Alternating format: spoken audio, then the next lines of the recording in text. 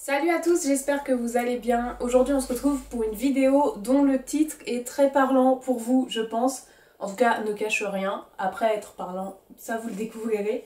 Je vais donc vous montrer 2, 4, 6, 8, 10 livres tout pile que j'ai sélectionnés parmi tous les livres que je possède sur cette thématique pour vous parler un petit peu de l'écologie, de la planète, tout ce qui est aussi recyclage et compagnie, donc tout ce qui est de la sphère, j'ai galéré à dire le mot sphère, tout ce qui est dans la sphère écologique, plus ou moins loin de ce mot. Je vais vous parler un peu de ça, je vais vous montrer ma sélection de 10 livres. Vous n'hésitez surtout pas à vous abonner et à mettre un j'aime pour commencer et à me dire en commentaire si parmi cette sélection vous en avez lu certains, s'il y en a qui vous donnent envie et troisièmement si vous en avez à me recommander parce que si vous me suivez depuis quelques années, vous savez que j'essaie de faire au maximum attention à la planète, j'essaie me rapprocher du zéro déchet. Je ne suis absolument pas zéro déchet, je n'ai pas zéro poubelle, tout ça c'est pas encore d'actualité.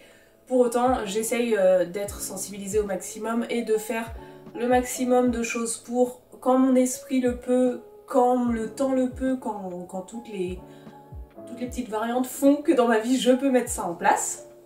Mais sans plus tarder, du coup je vais vous les montrer. Il n'y a pas d'ordre spécifique, attention, je vais mettre 3 livres du même auteur ensemble bien évidemment et je vais vous en parler en un coup. Mais après il n'y a pas d'ordre de préférence et compagnie, c'est vraiment une sélection telle quelle. C'est parti! Donc je vous ai dit que je les mettrais ensemble, ces 3 livres là, donc ça fait 2 fois que je dis le mot donc, c'est fatigant. C'est les 3 livres d'Hugo Clément. Je vous mets juste ici. Oula, je sais jamais, punaise, faudrait que je me mette une croix dans la main avant de commencer. La vidéo que j'avais faite sur justement les livres d'Hugo Clément. Je vous parle en détail de ces 3 livres, ce que chacun apporte par rapport aux autres.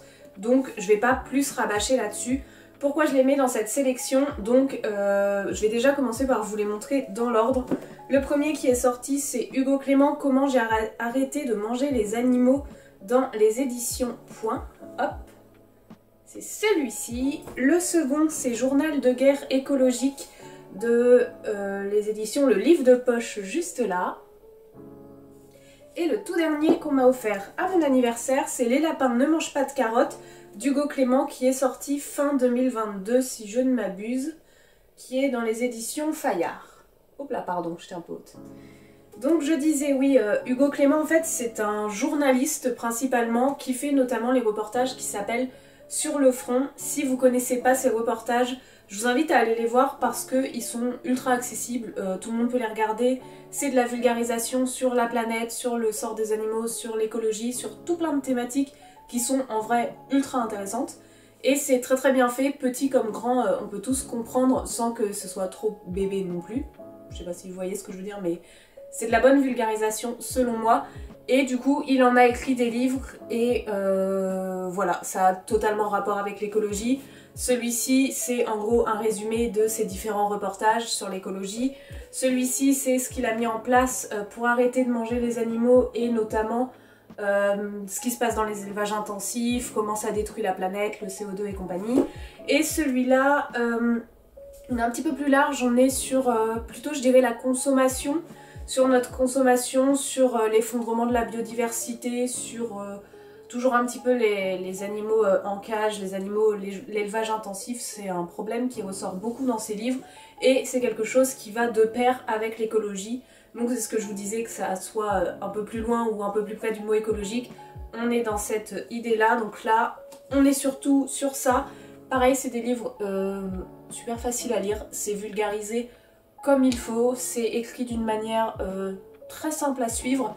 Celui-ci peut-être pour moi était un tout petit peu moins intéressant parce que comme j'ai vraiment littéralement séché et resséché et regardé les sur le front, comme c'est un résumé de chacun, j'étais là mince, je connais, mais ça fait une piqûre de rappel, hein, c'est pas très grave, mais voilà. Donc ça, c'est les 3 premiers que je vous recommande et qui peuvent être des chouettes cadeaux aussi à faire.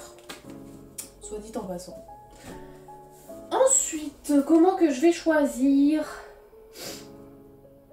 Allez, on va partir un petit peu plus sur du comment dire, ce que l'on peut faire nous à notre échelle ou à plus grande échelle pour contribuer à sauver ou en tout cas baisser notre impact sur la planète. Le premier que je vous montre, c'est ma Bible, s'il y en a qui le savent, d'autres pas. Il s'agit du livre Zéro déchet de Bea Johnson, 100 astuces pour alléger sa vie, dans les éditions J'ai lu. Voilà, vous voyez un petit peu l'état du... Il est lu, relu, relu, relu, relu. Ça, c'est la base de la base de la base, si je puis dire. De toute façon, c'est la précurseur. Le précurseur, là. Précursis. Alors là, je sèche. C'est Bea Johnson, en fait, c'est une Française qui habite en Amérique et qui s'est rendu compte... Un cheveu, hop. Qui s'est rendu compte qu'avec sa famille, elle a 2 enfants, un mari, elle, et un chien. Elle jetait énormément de poubelles. Et son challenge, en fait, ça a été de trouver des astuces à mettre en place dans sa vie, dans différentes pièces de la maison, dans les différents moments de sa vie, dans la vie quotidienne, etc. pour réduire ses déchets, pardon, et aller jusqu'au 0 déchet. Donc elle a l'équivalent d'un petit bol, je sais pas, je dirais comme ça, de déchets à l'année.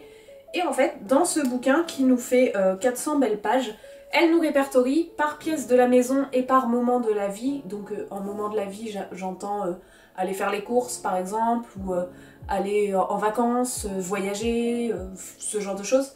En fait, elle nous répertorie toutes les petites astuces qu'elle a trouvées, qu'elle peut mettre en place et qu'il est accessible pour nous de mettre en place. Je vous dis pas de mettre tout en place en une fois, c'est infaisable. Moi la première, c'est pas possible, et elle, la première, elle a mis plusieurs années. Mais ce livre est génial pour justement l'écologie parce qu'on nous apprend tout un tas de petites astuces, de petits savoir-faire qu'on aurait oubliés ou qu'on nous aurait pas appris, qui nous permettent, nous, de réduire notre impact puisqu'on on arrêterait en fait de consommer, de produire des déchets, donc c'est très positif. Et pour aller de pair avec ceci, je vous présente Famille presque zéro déchet, The Guide, dans les éditions, alors il y a un piment mais je sais jamais, Thierry Soucard édition, voici, voilà.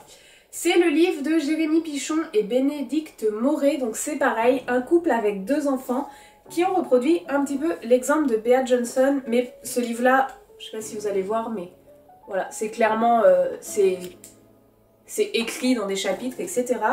Là, on est sur un livre ultra accessible pour petits comme grands, sachant que pour petits, ils ont fait une version The Guide Zéro Déchet pour les enfants, quelque chose comme ça, qui est encore mieux fait pour eux. Et là c'est la même chose, donc c'est d'autres astuces, des chiffres sur ce qu'on cause à la planète, sur ce qui se passe dans l'environnement et tout, des comparatifs, et du coup tout un tas de petits dessins, de choses rigolotes, de petites anecdotes et compagnie pour nous aider à comprendre et pour développer un petit peu plus les astuces et qu'on prenne ça d'une manière un peu plus pédagogique et amusante à faire. Et ce livre, pareil, est super top.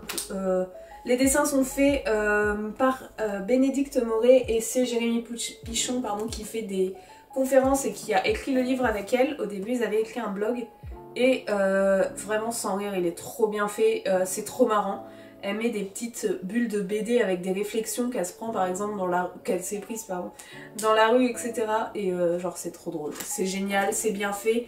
Ça amène la chose de manière en fait plus légère qu'avec un bouquin comme ça. Genre, offrir un bouquin comme ça par exemple ou l'acheter, faut avoir vraiment envie de découvrir la chose, faut être un petit peu sensibilisé, faut se dire j'ai envie de le lire pour vraiment apprendre beaucoup de choses.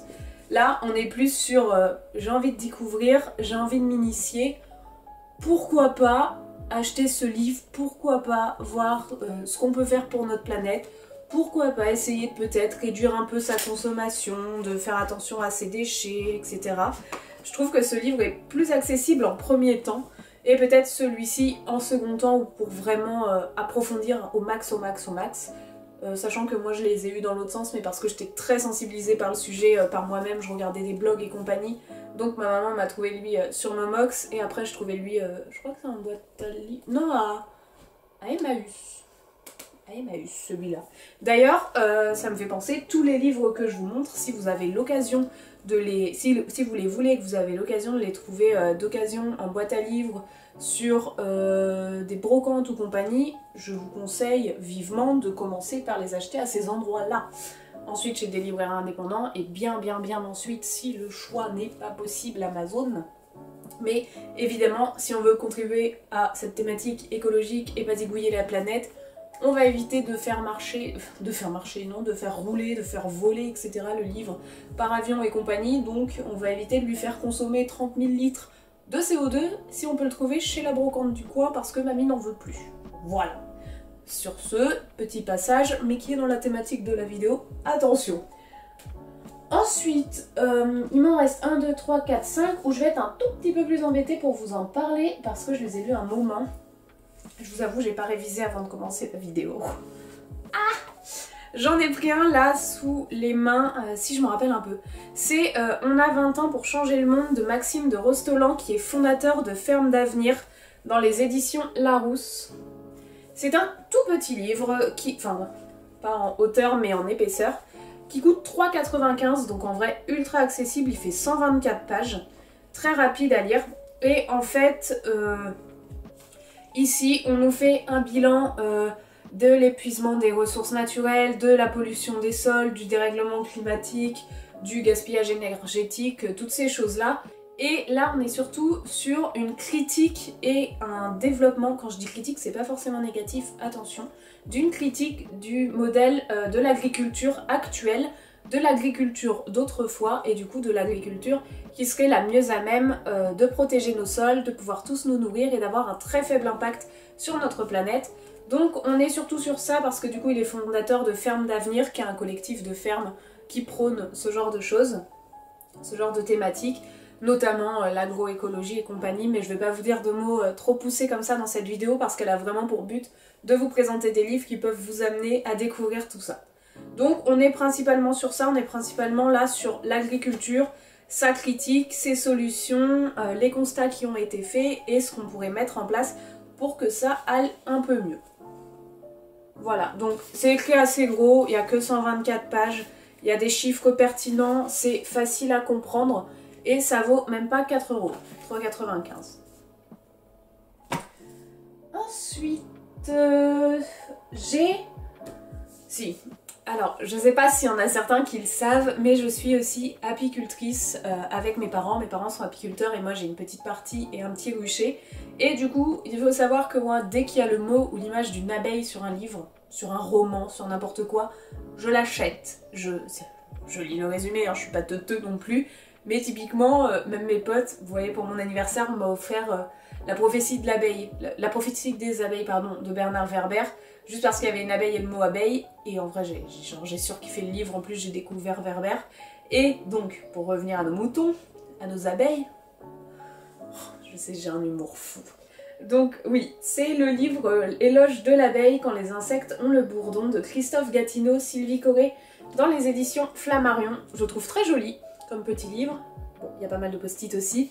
Je sais pas si vous connaissez, mais il y a un livre qui a pas mal fait parler de lui, c'est l'éloge du ver de terre, aussi par ces mêmes auteurs. Et du coup, on est clairement dans ce que nous dit le titre. C'est-à-dire que dans ce livre, on nous explique un petit peu le fonctionnement d'une ruche et d'une abeille, mais assez succinctement, on va pas dans les détails. Je pourrais vous faire une vidéo là-dessus, mais ce serait pas dans les livres, mais c'est pas grave. Et qu'est-ce que je disais? Bien joué Nine. Oui, on est sur l'éloge de l'abeille, donc à quoi servent les abeilles pour nous, pour notre planète, pour la faune, pour la flore. Voilà, en gros sur comment fonctionne l'abeille, ce qu'elle nous apporte et la déchéance des abeilles. Actuellement, on est en crise d'abeilles, on risque de manquer d'abeilles à cause de tous les pesticides, à cause de tout et n'importe quoi qui a été fait dans la planète. Les abeilles meurent, le seul problème c'est que s'il n'y a plus d'abeilles, il n'y a plus de nourriture, voilà. Et la pollinisation qu'on voit dans les films où ils font à la main et tout, c'est impossible. Enfin les gars, faire ça, on nourrit 100 personnes sur, je sais pas moi, 1 millier de personnes, c'est infaisable. Il nous faut des abeilles, il faut que ça fonctionne comme ça, il faut faire attention, il faut les bichonner. C'est pas méchant une abeille. Donc en gros voilà, c'est l'éloge de l'abeille, ce qu'elles font, ce qu'elles nous apportent, pourquoi il faut les protéger, ce qui peut être mis en place, et c'est un beau livre sur ces petites bêtes qui sont absolument incroyables et merveilleuses. Je vends bien mes zazas, hein, je sais. Ensuite, j'ai un livre original parce que je ne l'ai pas lu. Je l'ai mais je ne l'ai pas lu. Il est défoncé. C'est L'Arbre Monde de Richard Powers dans les éditions 10-18. c'est que j'ai trouvé chez Momox pour, non pas du tout, chez Gilbert Joseph pour 1 ou 2 euros là dans ma ville. Du coup je l'ai pris et ici, l'autre on était sur l'éloge de l'abeille, là on sera sur l'éloge de l'arbre, sur l'arbre monstre, l'arbre monde, pas l'arbre monstre, n'importe quoi. Donc là on va être sur un récit qui se rapproche un peu plus d'un roman où on va suivre un botaniste qui va un petit peu travailler sur la communication entre les arbres, sur l'intérêt des arbres, etc. Et en parallèle, on va suivre le destin de 9 personnages différents qui vont tous arriver vers la Californie parce que va y avoir un séquoia, donc un grand arbre, qui va être menacé de destruction. Donc ces 9 personnes vont se rejoindre. Je sais pas trop comment ça va se boutiquer, comme on dit chez moi, mais je pense qu'on va avoir une éloge de l'arbre, une compréhension de l'utilité des arbres sur notre planète, de leur... j'allais dire de leur obligation d'être là parce que sans arbres on n'a plus rien en fait. Et la vie de ces personnes qui du coup en dépend et qui vont aller vers cet arbre. Donc ça j'ai très hâte, on m'a dit que ce serait vraiment enfin on m'a dit que c'était vraiment un livre à lire et de toute façon ça fait un petit moment que je l'ai dans ma pile à lire là et j'ai été chez Gibert il n'y a pas très longtemps, j'ai regardé les nouveautés et j'ai vu qu'il l'avait ressorti dans différentes collections chez d'autres maisons d'édition. Et il est pas tout jeune, donc c'est vraiment un livre qui fait parler de lui, donc j'ai vraiment très hâte de l'attaquer. On va y arriver. Là, il y a écrit au fil des récits, ici le drame écologique et notre égarement dans le monde virtuel. Donc je pense que ça va très bien avec la thématique de la vidéo. Je vous en parle, même si pour autant je peux pas vous en parler aussi bien que si je l'avais lu, mais je pouvais pas ne pas le mettre et ne pas vous le partager dans cette vidéo. Les 2 derniers, on reste sur du roman. J'ai lu Nous sommes l'étincelle de Vincent Villeminot chez les éditions Pocket et ça a été le prix du roman d'écologie. Si je retrouve la vidéo dans laquelle je vous en ai parlé, je vous la mets là. On gagne du temps en mettant les doigts de chaque côté. Je vous la mets là et ici on va suivre je sais plus si c'est 2 ou 3 enfants. Voilà, on est en 2061, on va suivre 3 enfants qui vivent avec leurs parents dans la forêt, qui ont toujours vécu là. Et ces enfants en fait sont enlevés par un groupe de braconniers alors qu'ils se baladaient dans les arbres et compagnie comme d'habitude. Et ils vont devoir du coup survivre avec la violence, avec le fait de vivre dans la nature. Et à côté on va aussi suivre le passé, en tout cas la vie d'un personnage qui lui vit du côté industriel de la planète, donc où il y a des voitures, où il y a des immeubles et compagnie, et qui petit à petit va être amené à découvrir l'autre côté et vice versa. Et on est vraiment sur une éloge de la planète là aussi, j'ai envie de vous dire, sur un roman écologique, sur un roman de survie, sur un roman de... En fait c'est un petit peu un thriller, j'aurais tendance à dire. J'en lis pas beaucoup mais c'est vachement allaitant en fait, on a envie de savoir la suite et la suite. Moi ça me fait un petit peu penser ce livre à Dans la forêt de Jean Egland dans les éditions Totem collection Totem dans les éditions Gallmeister, pardon. Je vous l'ai pas mis ici parce qu'on n'est pas sur... Enfin c'est pas le centre de la thématique. Pour autant c'est l'histoire de jeunes filles qui vont devoir survivre dans leur maison dans la forêt parce qu'il y a une grosse épidémie. Donc clairement on est aussi sur la planète, sur l'écologie, sur comme là se débrouiller dans la forêt, trouver ses ressources en énergie, en eau et compagnie, en nourriture. Et Vincent Villeminot il a aussi écrit des romans pour les ados, donc en vrai c'est un auteur pas mal connu donc je vous le recommande pas mal. Celui-ci est pas forcément destiné aux ados, hein. Enfin je sais que moi c'est pas une écriture compliquée, mais je pense pas que j'aurais accroché étant ado de la même manière que j'ai accroché là ayant 22 ans, mais je l'ai lu j'avais 20-21. Voilà. Et le tout dernier, je me rappelle l'avoir surkiffé, mais je me rappelle plus très bien de quoi te parler. C'est Inventons notre avenir de Christiana Figueres et Tom Rivette-Carnac, oui, dans les éditions Albin Michel. Oui, ici, je m'en rappelle vaguement, donc ça risque d'être un peu flou. On est sur l'explication des changements climatiques, sur ce qui se passe dans notre planète, sur pourquoi la planète réagit comme ça par rapport à ce qu'on a fait et ce qu'on est en train de faire. En gros, ça nous explique un petit peu le défi existentiel de nous les hommes face à la planète. le défi de l'humanité en fait finalement pour survivre. Et je me rappelle plus mais vous voyez je le lis ici, il suggère 10 actions concrètes que chacun de nous peut faire afin de créer un avenir possible pour tous les habitants de la planète. Faudrait que je le relise parce que vous voyez je me rappelle que j'avais vraiment adoré et le nombre de post-it en témoigne. Pour autant j'ai un gros trou sur ce qu'il y avait dedans. Oh, en vrai c'est écrit assez gros donc je pense que ça va se relire assez vite. Voilà, franchement je vais pas pouvoir vous en dire plus pour le moment de celui-ci, mais je sais que je l'avais beaucoup aimé, qu'il m'avait beaucoup apporté. Voici, et voilà. En gros, ça fait 10 livres, c'est ma sélection. J'aurais pu vous en mettre d'autres, j'aurais notamment pu vous mettre le tout petit livre La part du colibri de Pierre Rabhi, où il explique du coup la métaphore et la petite histoire du colibri qui va éteindre le feu. Et la planète et l'humanité comparée à ça. Bref, j'aurais pu vous en mettre un autre paquet, mais je me dis que au pire, je fais une sélection de 10 livres cette année, et si ça vous intéresse, et certainement j'en ai d'autres entre temps, je pourrais aussi vous faire une sélection l'année prochaine ou en fin d'année et compagnie. N'hésitez pas à me dire si ce genre de vidéos sur des thématiques précises vous ont plu, si l'écologie c'est une thématique qui vous intéresse. Comme je vous ai dit au début, est-ce qu'il y en a que vous avez à me proposer, que vous avez lu, que vous avez envie de lire, surtout n'hésitez pas. J'aime beaucoup découvrir tout ce que vous faites et tout ce que vous me dites en commentaire et échanger avec vous. N'hésitez pas non plus à me suivre sur mon Instagram ame.li.ne, ce sera plus simple si je vous le mets là. Et sur ce, je vous souhaite une belle journée, bonne soirée, joyeux Noël et à très bientôt pour une prochaine vidéo. Ciao!